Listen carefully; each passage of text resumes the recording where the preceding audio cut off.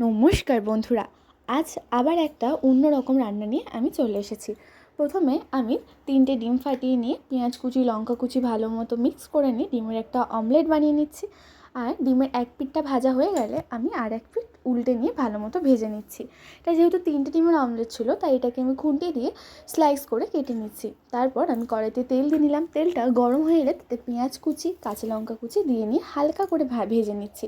তারপর জিরে আদা রসুন বাটা দিয়ে নিলাম, দিয়ে নুন হলুদ লঙ্কার গুঁড়ো দিয়ে নিচ্ছি। তারপর মশলাটাকে খুব ভালো করে কষাচ্ছি।